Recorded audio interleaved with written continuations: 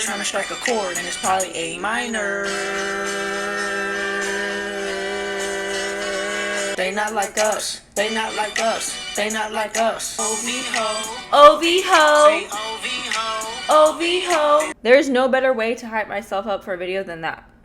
I listened to that whole song just now. Anyway, Kendrick Lamar Duckworth is unstoppable right now. Even if you're not a Kendrick fan, which I don't know why you wouldn't be, it just doesn't make sense. You cannot discredit his legendary mark on hip-hop. You just can't. The man is a legend. Now, I previously made a couple of videos discussing the Kendrick Lamar-Drake beef, and in the last one that I posted, I had mentioned that I didn't think the beef was quite over yet, and I still kind of feel that way, just a little bit. Now, although neither of them have dropped any direct diss tracks since the beef has died down, although Drake did delete his diss tracks from his Instagram, so... Kendrick definitely made it clear that the hate is still alive and well. But it is beyond Drake at this point, because Kendrick threw the most iconic Juneteenth celebration concert that I've ever seen, the Pop Out with Ken and Friends. I remember it like it was yesterday. It was last week. It was a Wednesday, 4 p.m. I had never tuned into a live stream so fast in my entire life. I cleared my schedule from 4 to 7 p.m. and I even had a Megan Thee Stallion concert to go to later that night. But I was not gonna miss this. I was streaming that shit and doing my makeup and just kind of like... Anyway, now straight off the bat, the thing that I loved about this the most was that Kendrick brought out the entire West Coast and gave credit where credit is due. He included all types of West Coast artists, including some that may not be well known or popular yet, and brought out West Coast legends that might not have gotten the recognition that they deserved. The show begins with an E40 narration. I'd like to welcome y'all to the Pop Out, you bots. And then we see DJ Head, who, to be honest, I really only knew from Twitter. So the first set is called DJ Head and Friends, and the Friends showed up.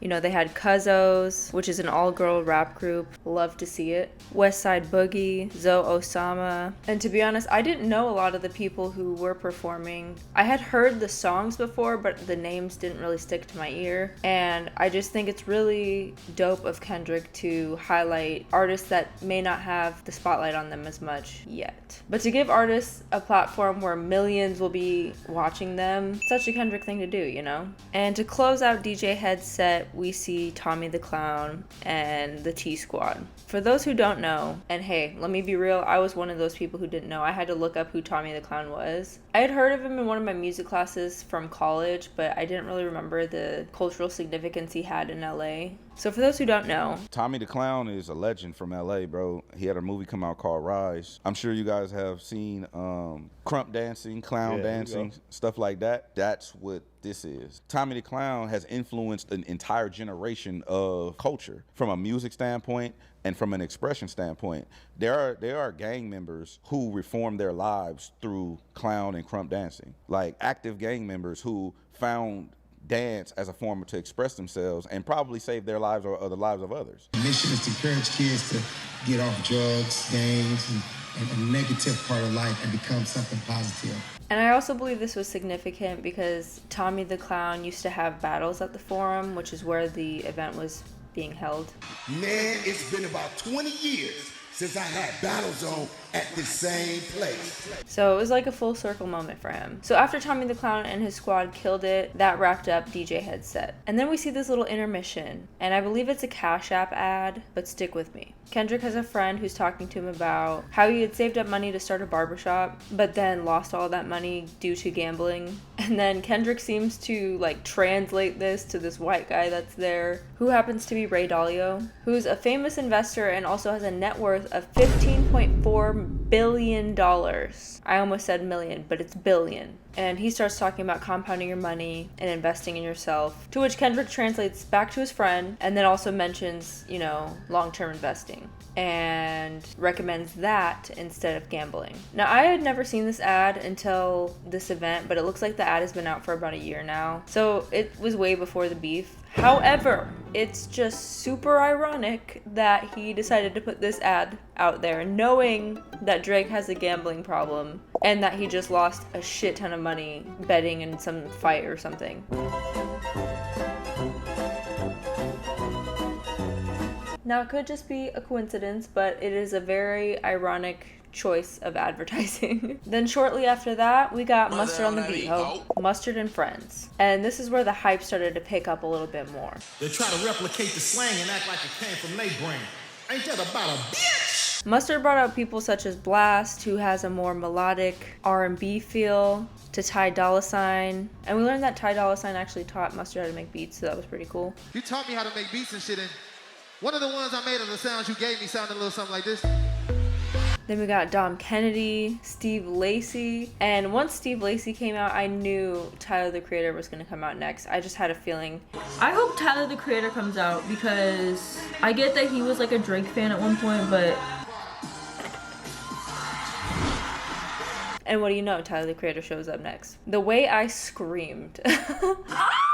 I'm not even there. Ah! Let's fucking go! Let's go! I was super happy. He only played 2 songs, and the crowd went crazy. Then he brought out Roddy Ricch, and they paid tribute to Nipsey Hussle, rest in peace. And then at the end, we get a pleasant surprise of seeing YG. Now, I would have been surprised actually if he didn't show up because it's YG, you know? Is this YG? Yeah! Of course. But what makes this super funny is the fact that Drake name dropped YG in one of his diss track songs. I can't remember which one. Basically saying like, yeah, that's my friend, that's my homie in LA. So take that, Kendrick. And YG's like, bitch, what?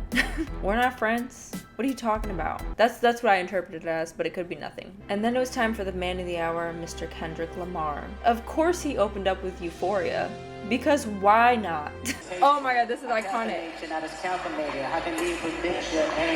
To see this live, when I heard that instrumental at the beginning, I was like, no fucking way he's opening with Euphoria. It's go time. And I have to say Euphoria is probably one of my favorite songs of all time at the moment. So hearing that at the beginning, I was just like, oh my god, beautiful. Mwah, mwah.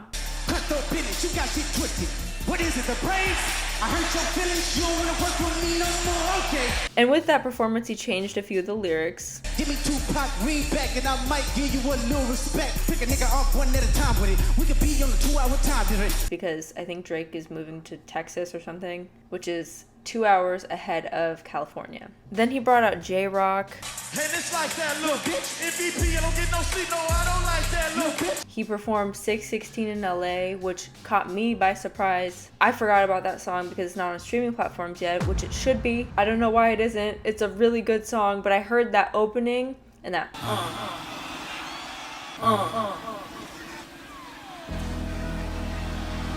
Solo. And Absol came out. Smells like somebody like.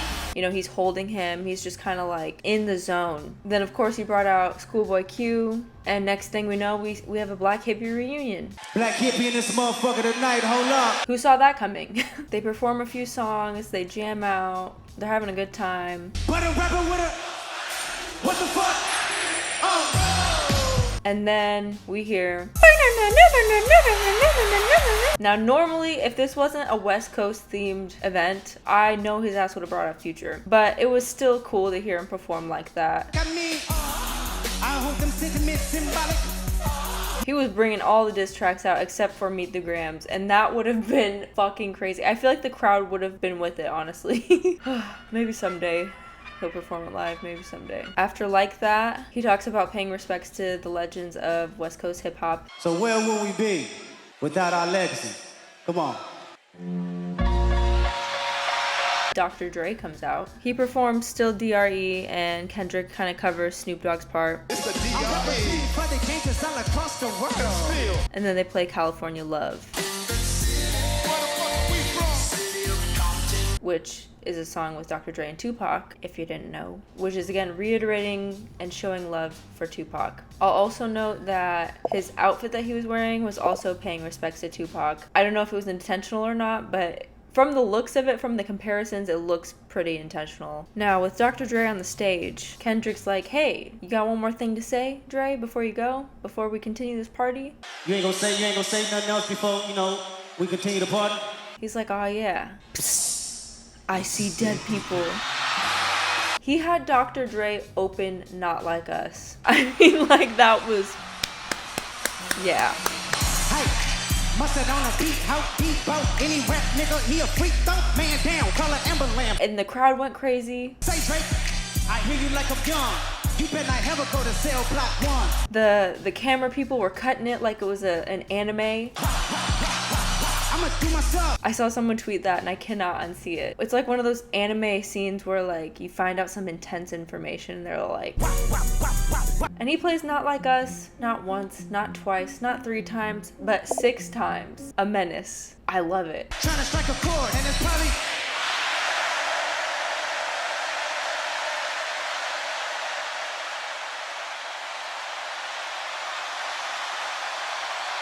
He subtly calls out Drake for mocking West Coast legends Tupac and Snoop Dogg. oh, so y'all ain't gonna let nobody disrespect the West Coast, huh? Oh, y'all ain't gonna let nobody mock and imitate our legends, huh? And honestly, I was surprised Snoop Dogg wasn't there, but he couldn't make it for whatever reason. I don't know what the deal was, but he did give Kendrick his flowers and gave him a shout out and called him the king of the West Coast. Sending a big shout out to K-Dot and all the homies from the West. Beautiful to see all of my peoples come together. K-Dot, you are the king of the West. That's the kind of shit kings do.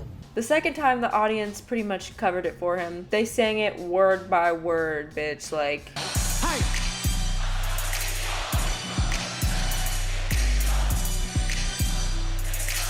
Just make sure you hide your little system. Trying to strike a chord.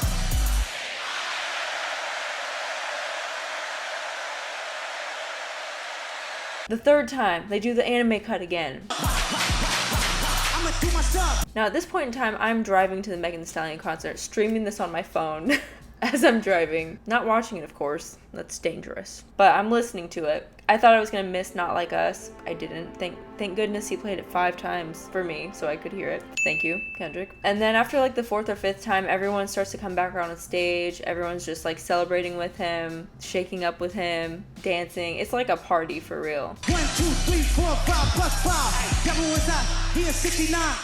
Freaky ass niggas need to say they assin'. Hey, my nigga. And then they have this very special moment of, you know, recognizing all of the people on stage, all of the legends on stage, all of the different gang sets on stage. It's all peace, it's all unity. And at this point, it's not about Drake, it's about uniting together as a community and celebrating blackness, celebrating hip hop, and it's all love. It's just pure love, you know? I wasn't there, but I could feel that through the screen, unlike anything I've ever seen. And they took an iconic group photo and they put this black and white filter over it, and a lot of people are comparing it to his album To Pimp a Butterfly, that album cover. And you know, there's speculation that this is just kind of like signifying them on Drake's grave, basically. Like, in To Pimp a Butterfly, there's this white guy at the bottom. They're all just kind of like on top of him. And this was just like, nail on the coffin. You're done. Bye-bye. And before he leaves, he says, I promise you this won't be the last of us. dun dun dun.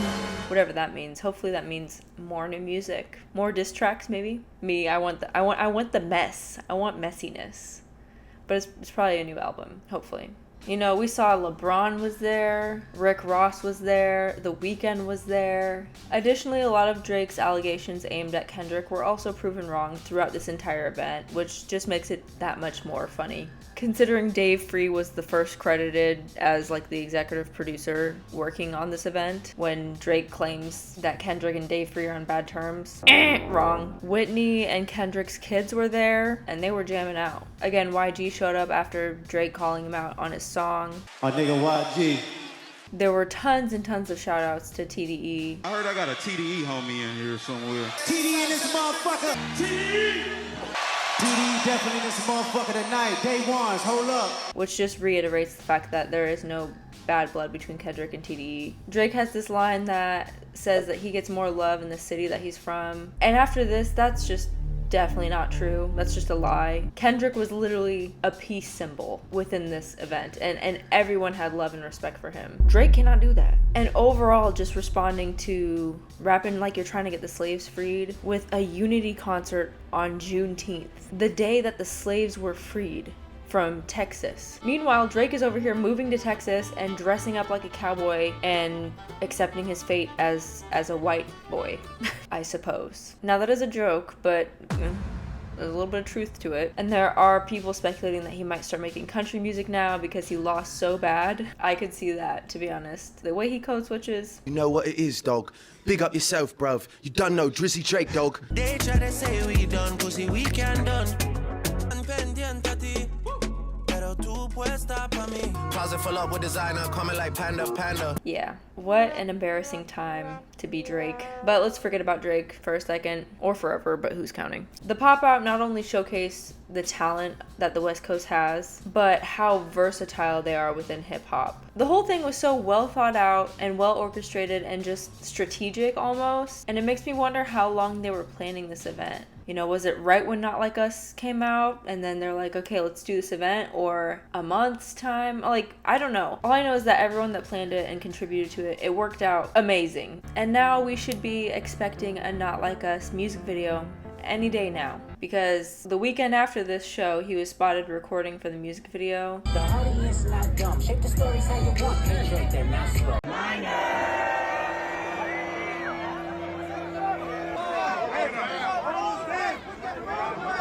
And I am so excited. Kendrick is outside. There was also clips of that one podcaster girl there. Bobby and Bompton with the members. What's bracket? Say what's bracket, Bobby. Say what's bracket, Bobby. On Pyro War. I don't know why she was there. I just know she interviewed Drake, so now she's switching sides. I don't know. All I know is I think Kendrick is still cooking up. And I hope Drake just retires. Go live on a ranch, get off social media, take care of your kids. I know I didn't cover everything. There's tons and tons of videos already about this, but I just wanted to make one because considering I made videos about the beef, I wanted to kind of circle back on that. Although it may not look like it, I am a huge hip hop fan. And so talking about stuff like this is just very energizing for me. Let me know your thoughts in the comments. Let me know if I missed anything or if you want to add your opinion, go for it. My name is Maddie the Baddie, your new favorite YouTuber. The subscribe button is down there. Just in case. If not, I get it. But hopefully I'll see you in my next video. Okay, bye. Trying to strike a chord, and it's probably